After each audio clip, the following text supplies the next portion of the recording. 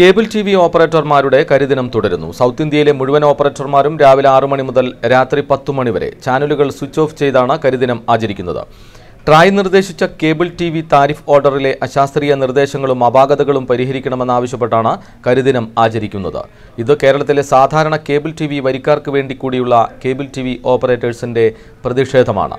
പ്രതിഷേധം മണിക്കൂറുകൾ പിന്നിടുമ്പോൾ മാന്യ കേബിൾ പ്രേക്ഷകർ ഞങ്ങൾക്ക് നൽകുന്ന പിന്തുണയ്ക്ക് ഞങ്ങളുടെ ഹൃദയം നിറഞ്ഞ നന്ദി. രഞ്ജി ക്രിക്കറ്റ് സെമിഫൈനൽ ആദ്യ ദിവസത്തെ കളി പൂർത്തിയായി. ചരിത്രത്തിലേക്ക് ബാറ്റുമായി ഇറങ്ങിയ കേരളം ആദ്യ ഇന്നിംഗ്സിൽ 106 റൺസിന് എല്ലാവരും പുറത്തായി.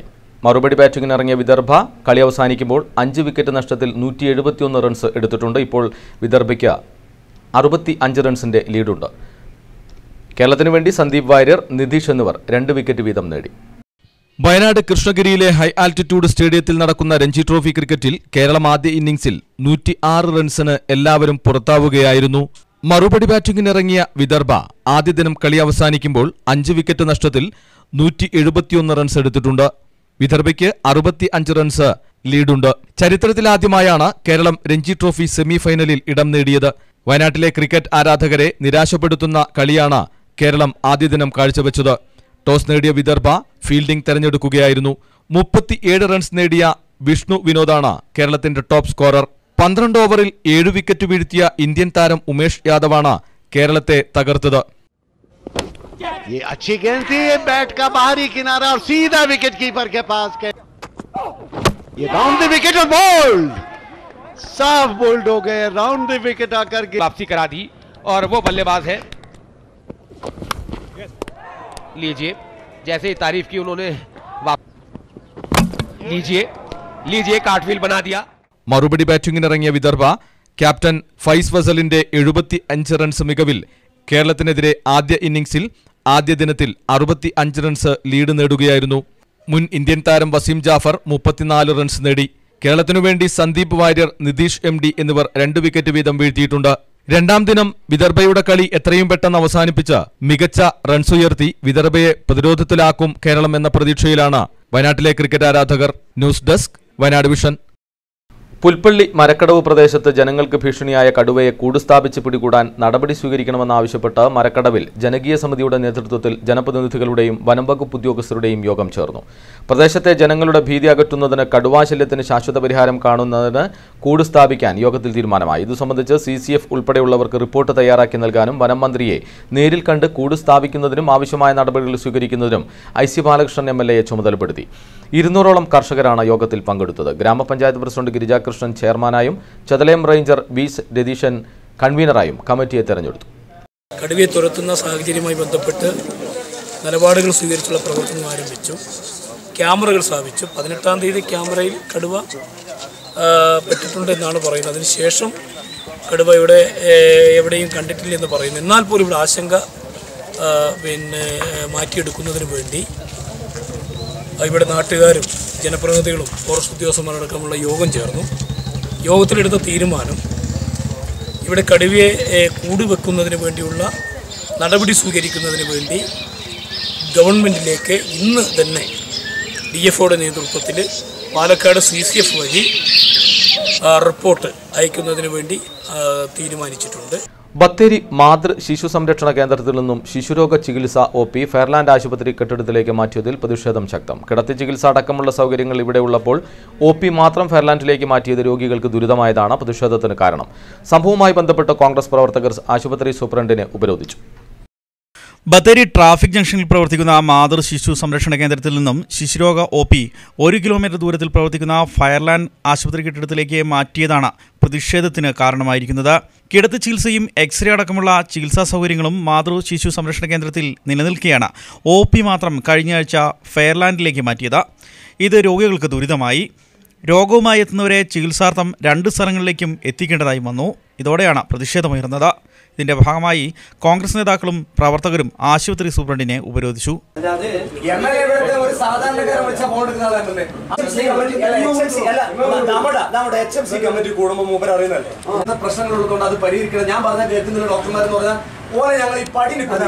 തുടർന്ന് നടന്ന ചർച്ചയിൽ പ്രശ്നം പരിശോധിച്ച് നടപടിയെടുക്കുമെന്ന് സൂപ്രണ്ട് നൽകിയ ഉറപ്പിന്മേൽ പ്രതിഷേധം അവസാനിക്കുകയായിരുന്നു. സൂപ്രണ്ടിനെ ഉപരോധിക്കാനുണ്ടായിട്ടുള്ള കാരണം ഇവിടെ ഈ ഹോസ്പിറ്റൽ ഏറ്റവും തിരക്കുള്ള ഹോസ്പിറ്റലാണ് സുൽത്താൻ ബത്തേരി ഗവൺമെൻറ് ഹോസ്പിറ്റൽ. ഇവിടെ കുട്ടികളുടെ 2 ഡോക്ടർമാരാണ് ഉണ്ടായിരുന്നത്.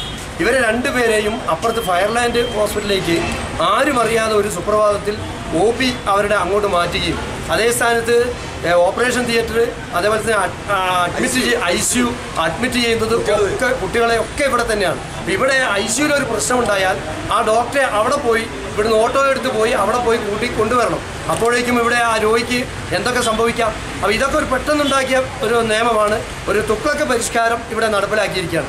അതിനെതിരെയാണ് ഞങ്ങൾ ഇന്ന് സൂപ്രണ്ടിനെ കണ്ടിട്ടുള്ളത്. കൂടാതെ സൂപ്രണ്ട് പറയുന്നത് എനിക്കിത് അറിയില്ല, ഞാൻ അറിഞ്ഞിട്ടില്ല. അപ്പോൾ സൂപ്രണ്ട് അറിയാതെ അപ്പോൾ ഡോക്ടർമാരുടെ ഇഷ്ടത്തിന് ഇവിടെ തോന്നിയത് കളിക്കുകയാണ്. മാതൃ ശിശു സംരക്ഷണ കേന്ദ്രത്തിലെ ഗർഭിണികളുടെ OPയുടെ എണ്ണം 70 ചുരുക്കിയതും പ്രതിഷേധത്തിന് ഇടയാക്കിയിട്ടുണ്ട്. അബു താഹിർ, വയനാട് വിഷൻ, ബത്തേരി. ബത്തേരി മാതൃ ശിശു സംരക്ഷണ കേന്ദ്രത്തിൽ നിന്നും ശിശുരോഗ ചികിത്സാ OP ഫയർലാൻഡിലേക്ക് മാറ്റിയതിൽ പ്രതിഷേധിച്ച് കോൺഗ്രസിന്റെ നേതൃത്വത്തിൽ ആശുപത്രി സൂപ്രണ്ടിനെ ഉപരോധിക്കുന്നതിനിടെ സൂപ്രണ്ടിനെ കയ്യേറ്റം ചെയ്തെന്നാരോപിച്ച് ആശുപത്രി സ്റ്റാഫ് കൗൺസിൽ പ്രതിഷേധിച്ചു. ആശുപത്രി അങ്കണത്തിൽ നടന്ന പ്രതിഷേധ പരിപാടിയിൽ സംഘടനാ secretary A. Vijayanand, head nurse Shanthamma, doctor Karunan എന്നിവർ സംസാരിച്ചു. സംഭവവുമായി ബന്ധപ്പെട്ട് സൂപ്രണ്ട് നൽകിയ പരാതിയുടെ അടിസ്ഥാനത്തിൽ കണ്ടാലറിയുന്ന ഒരാൾക്കെതിരെ പോലീസ് കേസെടുത്തിട്ടുണ്ട്. ഒന്നിച്ച് പോകേണ്ട ഒരു ഇതാണ്. നമുക്ക് മാത്രമായിട്ട് ഇൻഡിപെൻഡൻസ് കിട്ടും. ഇത് പൊതുപ്രവർത്തകരുടെ കൂടിയിട്ട് പരിപൂർണ്ണ പിന്തുണ ഉണ്ടെങ്കിൽ മാത്രമേ ഏതൊരു ഗവൺമെൻറ് ഇൻസ്റ്റിറ്റ്യൂട്ട് നമുക്ക് മുന്നോട്ട് സ്മൂത്തായിട്ട് കൊണ്ടുപോകണം. ഇതിൽ പ്രതിഷേധം അറിയിച്ചതോ പ്രയോഗമോ ചെയ്തതോ അതിലൊന്നും നമുക്ക് യാതൊരു എതിർപ്പില്ല. പക്ഷെ അതിലപ്പുറം ഒരു നിലയിലേക്ക് പോയപ്പോഴാണ് നമ്മളെ ഈ ഒരു പ്രതിഷേധ പ്രകടനത്തിലേക്ക് നമ്മളൊരു പ്രതിഷേധം ഇതിലേക്ക് എത്തിയത്. ഇതിന് മുന്നും ഇതുപോലെ ഞാൻ സൂപ്രണ്ടായിരുന്ന സമയത്ത് ഇതുപോലെ ഒരുപാട് പ്രതിഷേധ പ്രകടനങ്ങൾ ഇതൊക്കെ ഉണ്ടായി. പക്ഷെ നമുക്കതല്ല, അതിലപ്പുറത്തേക്ക് ഒരു ശാരീരികമായിട്ടുള്ള ഒരു ഓഫീസ് പ്രവർത്തനങ്ങൾ തടസ്സപ്പെടുത്തുന്ന വിധത്തിലേക്ക് പോയപ്പോൾ നമ്മൾ അതിനെതിരെ എന്തായാലും പൊതുപ്രവർത്തകരുടെ ആവശ്യമാണ്, അത് ന്യായമാണ്, അത് നമുക്കറിയാം. ജില്ലയിൽ വീണ്ടും ATM കാർഡ് തട്ടിപ്പ്. മാനന്തവാടി SBI ബാങ്ക് ഉപഭോക്താവ് ഒണ്ടയങ്ങാടി ചാമവിളയിൽ CV സുനിൽകുമാറിന്റെ 40,000 രൂപയാണ് ഇന്ന് നഷ്ടപ്പെട്ടത്. മൊബൈലിൽ മെസ്സേജ് വന്നപ്പോഴാണ് പണം നഷ്ടപ്പെട്ട വിവരം അറിഞ്ഞത്. മാനന്തവാടി SBI ഉപഭോക്താവ് ഒണ്ടയങ്ങാടി ചാമവിളയിൽ CV സുനിൽകുമാറിന്റെ 40,000 രൂപയാണ് നഷ്ടപ്പെട്ടത്. മൊബൈലിൽ മെസ്സേജ് വന്നപ്പോഴാണ് പണം നഷ്ടപ്പെട്ട വിവരം ഇദ്ദേഹം അറിഞ്ഞത്. വ്യാഴാഴ്ച രാവിലെ 8:30യോടെയാണ് ഒറീസയിലെ കട്ടക്കിലെ ATM കൗണ്ടറിൽ നിന്ന് 2 തവണയായി 20,000 രൂപ പിൻവലിച്ചതായി കണ്ടെത്തിയത്. കഴിഞ്ഞ ആഴ്ച SBIയിലെ ഉപഭോക്താക്കളായ കമ്മന സ്വദേശി മോഹന് 36,000 രൂപയും ചിറക്കര സ്വദേശി മാത്തുവിന്റെ 40,000 രൂപയും നഷ്ടപ്പെട്ടിരുന്നു. കൊൽക്കത്തയിലെ ATMിൽ നിന്നായിരുന്നു അന്ന് പണം തട്ടിയെടുത്തത്. ഉപഭോക്താക്കളുടെ ATMിന്റെ ഡ്യൂപ്ലിക്കേറ്റ് നിർമ്മിച്ച് പണം തട്ടുന്ന സംഘമാണ് ഇതിന് പിന്നിലെന്നാണ് സംശയം. ATM കാർഡ് ഉപയോഗിച്ച് പണം തട്ടിയ സംഭവങ്ങൾ മുമ്പ് ഉണ്ടായിട്ടുണ്ടെങ്കിലും ജില്ലയിൽ ഇത്തരത്തിലൊരു സംഭവം ആദ്യമാണെന്നും പറയപ്പെടുന്നു. എൻ്റെ മൊബൈലിലേക്ക് മെസ്സേജ് വന്ന പ്രകാരം ഞാൻ നോക്കുമ്പോൾ മൊബൈലിൽ 2 പ്രാവശ്യം എൻ്റെ അക്കൗണ്ടിൽ നിന്ന് 20,000 വെച്ച് പിൻവലിച്ചിരുന്നു. മെസ്സേജ് നോക്കുമ്പോൾ അത് കട്ടക്ക് എന്ന് പറയുന്ന ഒറീസയിലെ ഒരു സ്ഥലത്തു നിന്നാണ് പിൻവലിച്ചിരുന്നത്. ഉടനെ ഞാൻ ബാങ്കിലെത്തി, 10-15 മണിയായും ബാങ്കിലെത്തി. ബാങ്കിൽ പരാതി കൊടുത്തപ്പോൾ മാനേജർ പറഞ്ഞു സ്റ്റേഷനിൽ ഒരു പരാതി കൊടുക്കാമെന്ന് പറഞ്ഞു. അങ്ങനെ സ്റ്റേഷനിൽ ഒരു പരാതി കൊടുത്തിട്ടുണ്ട്. അവർ അന്വേഷിക്കാൻ എന്നൊക്കെ പറയുന്നുണ്ട്. എൻ്റെ അക്കൗണ്ടിൽ നിന്ന് 40,000 പോയി, ഞാൻ പോലും അറിഞ്ഞിട്ടില്ല. ബാങ്ക് അധികൃതർക്കും മാനന്തവാടി പോലീസിലും പരാതി നൽകിയതായി സുനിൽകുമാർ പറഞ്ഞു. Shameer, Wayanad vision, Mananthavady. Kerala Congress M vice chairman Jose K Mani MP നയിക്കുന്ന കേരളയാത്ര ജനുവരി 28-ന് ജില്ലയിൽ പര്യടനം നടത്തുമെന്ന് കേരള കോൺഗ്രസ് എം നേതാക്കൾ കൽപ്പറ്റയിൽ വാർത്താസമ്മേളനത്തിൽ അറിയിച്ചു. ഉച്ചകഴിഞ്ഞ് 2 മണിക്ക് മാനന്തവാടി ബോയ്സ് ടൗണിൽ നൽകുന്ന വരവേൽപ്പോടുകൂടി ജില്ലയിലെ പരിപാടികൾക്ക് തുടക്കമാകും. പാർട്ടി ജില്ലാ പ്രസിഡന്റ് KJ ദേവസിയാണ് ഇക്കാര്യം അറിയിച്ചത്. തുടർന്ന് മാനന്തവാടി പനമരം വഴി നിരവധി വാഹനങ്ങളുടെ അകമ്പടിയോടുകൂടി കൽപ്പറ്റയിൽ എത്തിച്ചേരും. കൽപ്പറ്റ മാതൃഭൂമി ഓഫീസിന് സമീപത്തുള്ള ജോസ് കൈതമറ്റം നഗറിൽ വൈകുന്നേരം 5 മണിക്ക് സമാപന പൊതുസമ്മേളനം നടത്തുമെന്നും നേതാക്കൾ അറിയിച്ചു. കേരളയാത്ര Kasaragod AICC general secretary Shri ഉമ്മൻചാണ്ടിയാണ് ഉദ്ഘാടനം ചെയ്തത്. പാർട്ടിയുടെ ചെയർമാൻ ശ്രീ KM മാണി അധ്യക്ഷത വഹിക്കും. പാർട്ടിയുടെ working chairman Shri PJ Joseph Jose K മാണിക്ക് പതാക കൈമാറും. UDFിൻ്റെ നേതാക്കൾ, ഇന്ത്യൻ യൂണിയൻ മുസ്ലിം ലീഗിൻ്റെ ദേശീയ സെക്രട്ടറി PK കുഞ്ഞാലിക്കുട്ടി അടക്കമുള്ള നേതാക്കൾ ഇന്ന് കാസർഗോഡ് സംബന്ധിക്കുന്നുണ്ട്. വയനാട്ടിൽ ഈ യാത്ര എത്തുന്നത് 28-ാം തീയതി തിങ്കളാഴ്ചയാണ്. 2 മണിക്ക് മാനന്തവാടിയിലെ ബോയ്സ് ടൗണിൽ വെച്ച് വരവേൽപ്പ് നടത്തി ആദ്യ സമ്മേളനം സ്വീകരണ സമ്മേളനം തലപ്പുഴയിലാണ് നടക്കുക. വാർത്താസമ്മേളനത്തിൽ ജില്ലാ പ്രസിഡന്റ് കെ ജെ ദേവസ്യ, ജില്ലാ ഭാരവാഹികളായ T S. George, P. Abdul Salam, Joseph Manissery, Kurian Joseph എന്നിവർ പങ്കെടുത്തു. കേന്ദ്ര പുരാവസ്തു വകുപ്പ് ജില്ലയിൽ നടത്തുന്ന പ്രവർത്തനങ്ങളെക്കുറിച്ച് യാതൊരു അറിവുമില്ലാതെ ഭരണ സംവിധാനങ്ങൾ. ഉദ്യോഗസ്ഥർ നടത്തുന്ന പ്രവർത്തനങ്ങൾക്ക് മോണിറ്ററിംഗ് ഇല്ലെന്ന് ആക്ഷേപം. കണ്ണൂർ, തൃശൂർ എന്നിവിടങ്ങളിലാണ് ജില്ലയിലെ കേന്ദ്ര പുരാവസ്തു വകുപ്പിന്റെ ആസ്ഥാനങ്ങൾ. വയനാടിന്റെ ചരിത്രശേഷിപ്പുകൾ സംരക്ഷിക്കാൻ ഉത്തരവാദിത്തമുള്ള വകുപ്പ് ജില്ലയെ പൂർണ്ണമായും അവഗണിക്കുകയാണ്. പൗരാണികതയുടെ തുടുപ്പുകൾ നിലനിർത്തുന്ന ഈ ചരിത്ര സ്മാരക പുനരുദ്ധാരണമെന്ന പേരിൽ ലക്ഷങ്ങൾ ചെലവഴിക്കുമ്പോൾ അതിൻ്റെ പ്രവർത്തനങ്ങളെക്കുറിച്ച് പോലും ഭരണ സംവിധാനങ്ങൾക്കറിയില്ല. കേന്ദ്ര പുരാവസ്തു വകുപ്പിന്റെ പ്രവർത്തനങ്ങളുടെ വിവരങ്ങൾ അറിയിക്കുന്നതിൽ നിയമപരമായ വിലക്കുണ്ട് എന്നാണ് തൃശ്ശൂരിലെ ഉദ്യോഗസ്ഥനിൽ നിന്ന് അറിയാൻ കഴിഞ്ഞത്. ഒരു സ്വകാര്യ കമ്പനിക്കാണ് ഇപ്പോൾ കിടങ്ങനാട് ജൈനക്ഷേത്രത്തിന്റെയും നടവയൽ വിഷ്ണു ക്ഷേത്രത്തിന്റെയും സംരക്ഷണ ചുമതല വകുപ്പ് ഏൽപ്പിച്ചിരിക്കുന്നത്. ഈ സ്മാരകങ്ങളെ സംരക്ഷിക്കാൻ സ്വകാര്യ കമ്പനിക്ക് നൽകുന്ന വകുപ്പാണ് പ്രവർത്തന വിവരങ്ങൾ രഹസ്യമായി വയ്ക്കുന്നത്. വയനാട് വിഷൻ, ചീരാൽ. പനിയെ തുടർന്ന് ഗോത്രവർഗ വിദ്യാർത്ഥി മരിച്ചു. ചതലയം നെല്ലിപ്പറ്റ പണിയ കോളനിയിലെ ഗീതയുടെ മകൻ വിപിനാണ് മരിച്ചത്. 8 വയസ്സായിരുന്നു. ചെള്ളുപനിയാണെന്നാണ് ആരോഗ്യവകുപ്പിന്റെ പ്രാഥമിക നിഗമനം. ചെതലയത്തെ വനാതിർത്തിയോട് ചേർന്നുള്ള നെല്ലിപ്പറ്റ പണിയ കോളനിയിലെ വിപിനെട്ടാണ് പനിയെ തുടർന്ന് മരിച്ചത്. ദിവസങ്ങളായി വിപിന് പനിയുണ്ടായിരുന്നു. തുടക്കത്തിൽ ചെതലയം PHCയിലും പിന്നീട് ബത്തേരി താലൂക്ക് ആശുപത്രിയിലും ചികിത്സ നൽകിയിരുന്നു. ഇതിനിടെയാണ് ഇന്ന് പുലർച്ചെ 4 മണിയോടെ വിപിൻ മരണപ്പെട്ടത്. സംഭവം അറിഞ്ഞ് സ്ഥലത്ത് ആരോഗ്യവകുപ്പ് അധികൃതർ പരിശോധന നടത്തി. ചെള്ള് കടിച്ചതിനെ തുടർന്നുണ്ടായ പനിയാണ് മരണകാരണമെന്നാണ് ആരോഗ്യവകുപ്പിന്റെ പ്രാഥമിക നിഗമനം. അതേസമയം എന്ത് പനിയാണെന്ന് സ്ഥിരീകരിക്കാത്തത് പ്രദേശവാസികളിൽ ആശങ്കയും ഉണ്ടാക്കിയിട്ടുണ്ട്. ഡോക്ടർമാർ പറയുന്നത് മാഞ്ചെള്ള് കടിച്ചിട്ടില്ല ഇതാണെന്നാണ് പറയുന്നത്. അതോടൊപ്പം തന്നെ വയനാട് ജില്ലയിൽ ഇപ്പോൾ കുരങ്ങുപനിയും സ്ഥിരീകരിച്ചിരിക്കുകയാണ്. അപ്പോൾ ആരോഗ്യവകുപ്പ് എത്രയും പെട്ടെന്ന് ഇപ്പോൾ ഈ വനാതിർത്തിയിൽ താമസിക്കുന്ന സാധാരണക്കാരി ആദിവാസി കോളനികളിലും എത്തുകയും അവർക്ക് അടിയന്തരമായിട്ട് ഈ പ്രതിരോധ കുത്തിവയ്പ്പുകളും മറ്റു മരുന്നുകളും എത്തിക്കണം. ഇപ്പോൾ ഈ ചെള്ളുപനിയും ഈ കുരങ്ങുപനിയൊക്കെ രൂക്ഷമായ ഈ സാഹചര്യത്തിൽ ഉടനെ ഇതിനൊരു നടപടി എടുത്തിട്ടില്ലെങ്കിൽ ഇതേമാതിരിയുള്ള മരണം ഇനിയും ഇവിടെ കൂടാൻ സാധ്യതയുണ്ട്. സംഭവത്തെ തുടർന്ന് പ്രതിരോധ മരുന്നുകൾ നൽകുമെന്ന് ആരോഗ്യവകുപ്പ് അധികൃതർ അറിയിച്ചു. മരിച്ച Vipin Chenad government high school 2ാം class വിദ്യാർത്ഥിയാണ്. അബുദാഹിർ, വയനാട് വിഷൻ, ബത്തേരി. കഴുത്തിന് താഴെ ചലനശേഷി നഷ്ടപ്പെട്ട മധ്യവയസ്കൻ ഉദാരമതികളുടെ സഹായം തേടുന്നു. കഴുത്തിന് താഴെ ചലനശേഷി നഷ്ടപ്പെട്ട 2 വർഷമായി എഴുന്നേൽക്കാൻ കഴിയാതെ വാടക വീട്ടിൽ കഴിയുന്ന പുൽപ്പള്ളിയിലെ ചുമട്ടുതൊഴിലാളിയായിരുന്ന വെങ്കിടേഷാണ് ചികിത്സയ്ക്കും കയറി കിടക്കാൻ വീടിനുമായി സഹായം തേടുന്നത്. 4 വർഷം മുമ്പ് പുൽപ്പള്ളി ടൗണിൽ സിമന്റ് ചാക്ക് ദേഹത്തെ മറഞ്ഞു വീണതിനെ തുടർന്ന് നട്ടെല്ലിന് ക്ഷതമേറ്റാണ് ചലനശേഷി നഷ്ടപ്പെട്ടത്. നാട്ടുകാരുടെ സഹായത്താലാണ് ഈ കുടുംബം ഇപ്പോൾ കഴിയുന്നത്. ഭാര്യയും 3 മക്കളും അടങ്ങുന്നതാണ് വെങ്കിടേഷിന്റെ കുടുംബം. കഷ്ടതകൾ കണ്ട് സുമനസ്സുകൾ സഹായിക്കുമെന്നാണ് ഇവരുടെ പ്രതീക്ഷ. നെന്മേനി പഞ്ചായത്ത് 15ാം വാർഡ് ഉപതെരഞ്ഞെടുപ്പിന് LDF സ്ഥാനാർത്ഥിയായി മണ്ണാറയ്ക്കൽ പുഷ്പവല്ലി വരണാധികാരി മുമ്പാകെ പത്രിക സമർപ്പിച്ചു. സ്റ്റാറ്റിസ്റ്റിക്സ് ഡിപ്പാർട്ട്മെന്റിൽ നിന്ന് റിസർച്ച് അസിസ്റ്റന്റായി വിരമിച്ച പുഷ്പവല്ലി, സുരേഷ് താളൂർ, KK പൗലോസ്, അശോകൻ തുടങ്ങിയ നേതാക്കളുടെ നേതൃത്വത്തിൽ പ്രകടനത്തോടെയാണ് പഞ്ചായത്ത് സെക്രട്ടറി സനൽകുമാറിന് പത്രിക സമർപ്പിച്ചത്. നഞ്ചക്കൊയ്ത്ത് കഴിഞ്ഞ് പുത്തരി ഉത്സവങ്ങളിൽ മുഴുകി ജില്ലയിലെ കുറിച്യ തറവാടുകൾ. വാളാട് മുതുവാട്ടിൽ തറവാട്ടിൽ ഇപ്രാവശ്യത്തെ പുത്തരി ഉത്സവം കെങ്കേമമായി നടന്നു. വയനാടിന്റെ വിവിധ ദിക്കുകളിൽ നിന്നും അനേകം ആളുകളാണ് ചടങ്ങിൽ പങ്കെടുത്തത്. നഞ്ചക്കൊയ്ത്ത് കഴിഞ്ഞതോടെ പുത്തരി ഉത്സവങ്ങളിൽ മുഴുകുകയാണ് വയനാട്ടിലെ കുറിച്യ തറവാടുകൾ. തങ്ങളുടെ കൃഷി സംരക്ഷിച്ച മലദേവങ്ങളെ പ്രീതിപ്പെടുത്തുകയാണ് ആദ്യം ചടങ്ങുകളിൽ പ്രധാനപ്പെട്ടത്. അതിനായി കൃഷി ചെയ്തുണ്ടാക്കിയ ഉൽപ്പന്നങ്ങൾ കൊണ്ട് നേർച്ച കൊടുക്കുന്നു. കൂട്ടുകൃഷി പ്രസിദ്ധമാണ് വയനാട്ടിലെ കുറിച്യ തറവാട്ടിൽ. തറവാടിന്റെ തണലിൽ കഴിയാനാണ് ഇവർക്ക് ഏറെ താല്പര്യമുള്ളത്. ഒരു കാലത്ത് ഐത്താചാരണം ഇവരിൽ കൂടുതലായിരുന്നു. എന്നാൽ ഇന്ന് തറവാടുകളിൽ നടക്കുന്ന എല്ലാ ആചാരങ്ങളിലും എല്ലാ മതസ്ഥരെയും ക്ഷണിക്കുന്നുണ്ട്. കുലക്ഷേത്രങ്ങൾ വർണ്ണാഭമാക്കിയും കാട്ടിൽ നിന്ന് പറിക്കുന്ന കൂവയുടെ ഇലകളിൽ സദ്യ വിളമ്പിയും പുത്തരി ഉത്സവം ആഘോഷിക്കുകയാണ് വാളാട് മുതുവാട്ടിൽ തറവാട്. ഞങ്ങൾ കുലദൈവത്തിൻ്റെയും അതുപോലെ കാരണമാർക്കെല്ലാം തൃപ്തിപ്പെടുത്തുന്ന ഒരു പ്രധാന ചടങ്ങാണ് പുത്തരി എന്ന് പറയുന്നത്. എൻ്റെ പേര് അബ്ദുൽ സലാം. ഞാൻ കൽപ്പറ്റയിൽ നിന്ന് വരുന്നു. ഇവരുടെ ഈ ആഘോഷത്തിൽ പങ്കാളിയാവാനും നല്ലൊരു സദ്യ പൂജിക്കാനും ഒക്കെ സൗകര്യം വളരെയധികം സന്തോഷമുണ്ട്.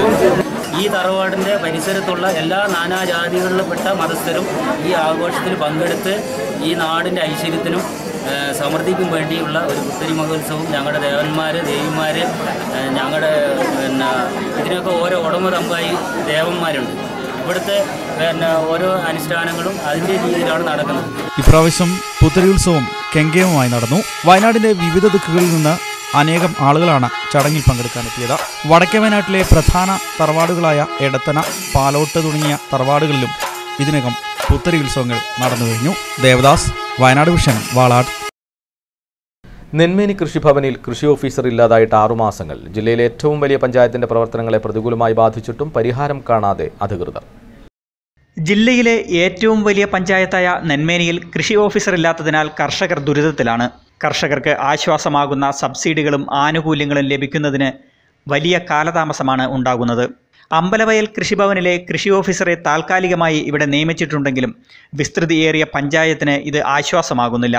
വയൽ കമ്മിറ്റി മുഖേന നൽകേണ്ട പാർപ്പിട പെർമിറ്റുകളും കൃഷി ഓഫീസർ സ്ഥിരമായില്ലാത്തതിനാൽ കെട്ടിക്കിടക്കുകയാണ്. ജില്ലയിലെ മറ്റു കൃഷിഭവനുകളിലെല്ലാം 3 അസിസ്റ്റന്റ് ഓഫീസർ ഉള്ളപ്പോൾ നെന്മേനിയിൽ ഇതും ഒരാളെ കൊണ്ട് തൃപ്തിപ്പെടേണ്ടി വരുന്നു. കാർഷിക മേഖല കാലാവസ്ഥയിലും വിലത്തകർച്ചയിലും ദുരിതവഴി താണ്ടുമ്പോൾ ഇവർക്ക് ചെറിയ ആശ്വാസങ്ങൾ പോലും യഥാസമയം നൽകാനാവാത്തത് വലിയ ദുരിതമാവുകയാണ്. കൃഷി ഓഫീസറെ ഉടൻ നിയമിക്കണമെന്നാവശ്യപ്പെട്ട് കോൺഗ്രസ് നേതൃത്വം പ്രക്ഷോഭത്തിനൊരുങ്ങുകയാണ്.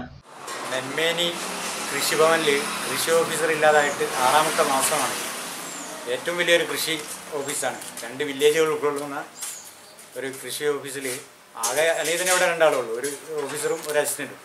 ഓഫീസറും ഇല്ലാതായി. ഇവിടെ കർഷകരുടെ അപേക്ഷകളൊക്കെ കെട്ടിക്കിടക്കുക, ഒരു ഫയലുകളും നീങ്ങുന്നില്ല. കൃഷിക്കാർ അങ്ങനെ പരാതി പറയുന്നതിൻ്റെ അടിസ്ഥാനത്തിൽ ഞങ്ങൾ പല ആളുകളായിട്ട് ബന്ധപ്പെട്ടിട്ടും ഇതുവരെ ഓഫീസറെ ഇവിടെ നിയമിച്ചിട്ടില്ല. വയനാടിനെ സംബന്ധിച്ചിടത്തോളം മുഴുവൻ കാർഷിക അല്ലാണ്ട് മറ്റ് യാതൊരുവിധ ഫാക്ടറികളോ അങ്ങനെയൊന്നും ഇല്ലാത്ത കൃഷിക്കാരുടെ ആവശ്യങ്ങൾ പഠിച്ച് അവിടെ പ്രശ്നങ്ങളിൽ ഇടപെട്ട് കൃഷി ഓഫീസർ ചെയ്യേണ്ട ആനുകൂല്യങ്ങളും കൃഷിക്കാർക്ക് കൊടുക്കേണ്ട ഒന്നും ലഭിക്കുന്നില്ല. അത് വലിയൊരു പരാജയമായിട്ട് കാണുന്നു. ഉടനെ തന്നെ കൃഷി ഓഫീസറെ നിയമിച്ചില്ലെങ്കിൽ ഞങ്ങൾ ശക്തമായ സമരം നടത്താനാണ് തീരുമാനിക്കുന്നത്. വയനാട് വിഷൻ, ചീരാൽ. ബാലാവകാശ സംരക്ഷണ സമിതികളുടെ ശാക്തീകരണമെന്ന ലക്ഷ്യം മുൻനിർത്തി കേരള സംസ്ഥാന ബാലാവകാശ സംരക്ഷണ കമ്മീഷന്റെ നേതൃത്വത്തിൽ ജില്ലാ ശിശു സംരക്ഷണ സമിതിയുടെയും ജില്ലാ ശിശു സംരക്ഷണ യൂണിറ്റിന്റെയും സഹകരണത്തോടെ ബാലാവകാശ സംരക്ഷണ സമിതി അംഗങ്ങൾക്കായി ഏകദിന ജില്ലാതല ശില്പശാല നടത്തി. മാനന്തവാടി ക്ഷീരസംഘം ഹാളിൽ സംഘടിപ്പിച്ച പരിപാടി OR കേളു MLA ഉദ്ഘാടനം ചെയ്തു. ബ്ലോക്ക് പഞ്ചായത്ത് പ്രസിഡന്റ് ഗീതാ ബാബു അധ്യക്ഷനായിരുന്നു. സംസ്ഥാന ബാലാവകാശ കമ്മീഷൻ ചെയർമാൻ P. സുരേഷ് മുഖ്യപ്രഭാഷണം നടത്തി. നമ്മുടെ തൊഴിലാളി മേഖല ഏറ്റവും താഴെത്തട്ടിലെ മേഖലകളിൽ നിന്നും അത്ര ഒരു വനിതകൾക്കും കുട്ടികൾക്കും ഇതിനുള്ള വിവരണങ്ങൾ അത്ര കാണുന്നില്ല. വലിയ ഉയർന്ന തലത്തിലും നമുക്ക് ഇത് കാണാൻ വേണ്ടി കഴിയുന്നില്ല. ഒരു മിഡിലായിട്ട് നിൽക്കുന്ന ഒരു ഭാഗത്താണ് ഈ ഒരു പ്രശ്നം കാര്യമായിട്ട് നമുക്ക് പരിശോധിക്കുമ്പോൾ മനസ്സിലാവുന്നത്. അപ്പോൾ അവിടെ എന്തൊരു കുഴപ്പമുണ്ട്. അന്താരാഷ്ട്ര തലത്തിൽ കുട്ടികളെ സംബന്ധിച്ച് നിയമങ്ങളുണ്ട് ഇതാരും മനസ്സിലാക്കിയിട്ടില്ല. ഒരു സൂപ്പർവൈസർ മനസ്സിലാക്കിയിട്ടില്ല, ഒരേ മനസ്സിലാക്കിയിട്ടില്ല. ഇപ്പം അവർ കണ്ടപ്പോൾ മനസ്സിലാക്കിയിട്ടില്ല അല്ലേ? എന്നാൽ അങ്ങനെയല്ല.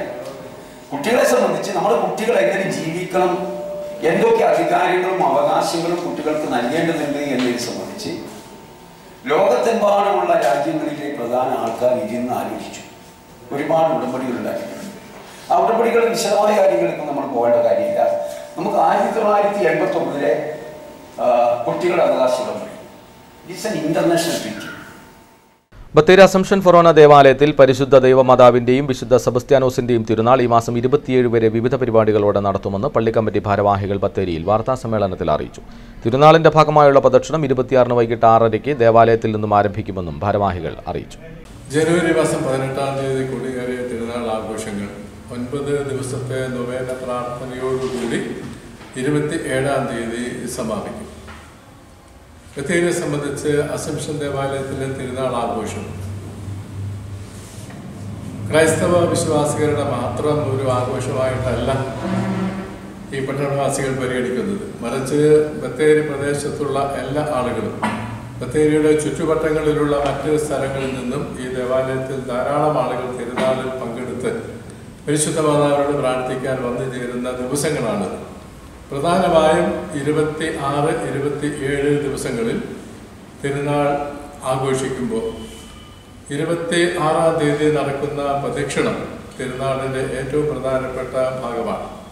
പൾസ് കേരള അക്കാദമി ഓഫ് എഞ്ചിനീയറിംഗും ബത്തേരി മുനിസിപ്പാലിറ്റിയും സംയുക്തമായി സംഘടിപ്പിച്ച നാടകമേളയും അവാർഡ് ദാനവും കോളേജിന്റെ 20-ാം വാർഷികവും ബത്തേരിയിൽ നടത്തി. നഗരസഭാ ഹാളിൽ നടന്ന പരിപാടി സിനിമാ താരം പ്രേംകുമാർ ഉദ്ഘാടനം ചെയ്തു. നഗരസഭാ ചെയർമാൻ TL സാബു അധ്യക്ഷനായിരുന്നു. ചടങ്ങിൽ പ്രളയഭൂമിയിൽ ശ്രദ്ധേയമായ രക്ഷാപ്രവർത്തനം നടത്തിയ ഫയർഫോഴ്സ് ജീവനക്കാരൻ TR ജിനേഷിനെ ആദരിച്ചു. തുടർന്ന് നാടക അവാർഡ് വിതരണവും വിവിധ കലാപരിപാടികളും ഉണ്ടായിരുന്നു. നിങ്ങളെ നാളെ ഭാവിയിൽ വലിയ വലിയ കലാകാരന്മാരോ കലാകാരികളോ ആകണമെന്നൊന്നും ഞാൻ നിങ്ങളെ ആശംസിക്കുന്നില്ല. ജീവിതത്തിൽ വലിയ വലിയ ഔന്നത്യങ്ങൾ വെട്ടിപ്പിടിക്കണം നിങ്ങൾ എന്നും ഞാൻ പറയുന്നില്ല. പക്ഷേ നല്ല മനുഷ്യരായി മാറുക എന്നുള്ളതാണ് ഏറ്റവും പ്രധാനം. അതാണ് എനിക്ക് നിങ്ങളോട് ഓർമ്മിപ്പിക്കാനുള്ളത്. നല്ല മനുഷ്യരായി മാറുക, ഉള്ളിൽ നന്മയും സ്നേഹവും കാരുണ്യവും സഹജീവി സ്നേഹവുമുള്ള നന്മ നിറഞ്ഞ നല്ല മനുഷ്യരായി നിങ്ങൾ മാറുക. കലാപ്രവർത്തനങ്ങളും ഞാൻ വിചാരിക്കുന്നത് അതുതന്നെയാണ്. നല്ല മനുഷ്യരായി മനുഷ്യരെ രൂപപ്പെടുത്താനുള്ള മാർഗമാണ് നാടകവും സിനിമയും കലയും കലാപ്രവർത്തനങ്ങളും എല്ലാം നല്ല മനുഷ്യനെ, വിദ്യാഭ്യാസം പോലും അത് തന്നെയാണ്. വിദ്യാഭ്യാസം നല്ല മനുഷ്യരെ സൃഷ്ടിച്ചെടുക്കലാണ് വിദ്യാഭ്യാസം. വെള്ളമുണ്ട ഗ്രാമപഞ്ചായത്തും എക്സൈസ് ഡിപ്പാർട്ട്മെന്റും സംയുക്തമായി സ്കൂൾ വിദ്യാർത്ഥികൾക്കായി ലഹരി വിരുദ്ധ ബോധവൽക്കരണ ക്ലാസും ക്വിസ് കോമ്പറ്റീഷനും നടത്തി. പരിപാടി ഗ്രാമപഞ്ചായത്ത് പ്രസിഡന്റ് പി തങ്കമണി ഉദ്ഘാടനം ചെയ്തു. ആരോഗ്യ വിദ്യാഭ്യാസ standing committee chairperson Sakeena Kuduva അധ്യക്ഷയായിരുന്നു. Excise civil officer Vijesh Kumar പരിപാടികൾക്ക് നേതൃത്വം നൽകി. ഇന്ന് ഹൈസ്കൂൾ, ഹയർ സെക്കൻഡറി സ്കൂളിലെ കുട്ടികൾക്ക് വേണ്ടി അവരുടെ അഭിരുചി, ലഹരി, സ്വാതന്ത്ര്യദിനം ഈ രണ്ട് വിഷയത്തെ ആസ്പദമാക്കിയാണ് ഇന്നിവിടെ ക്വിസ് കോമ്പറ്റീഷൻ നടത്തുന്നത്.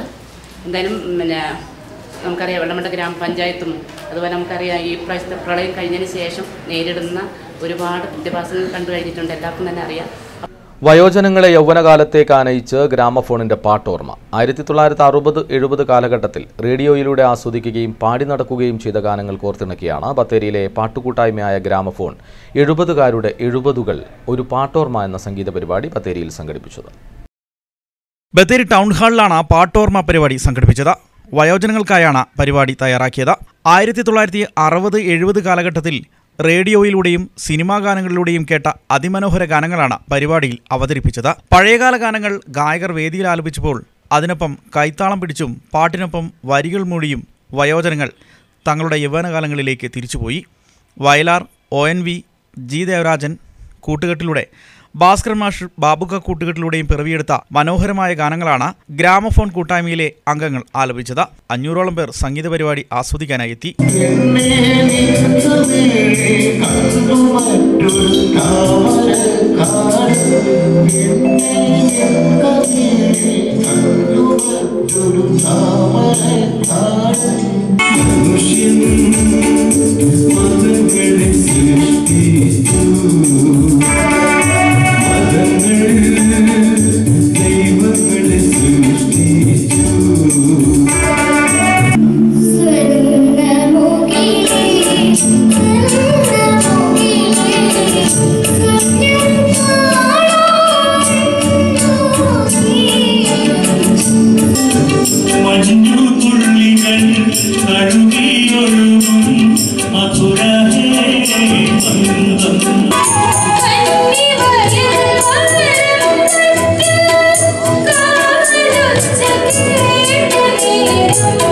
ബത്തേരി കേന്ദ്രമാക്കി കഴിഞ്ഞ 2 വർഷമായിട്ട് പ്രവർത്തിക്കുന്ന ഒരു സംഗീത കൂട്ടായ്മയാണ് ഈ ഗ്രാമഫോൺ.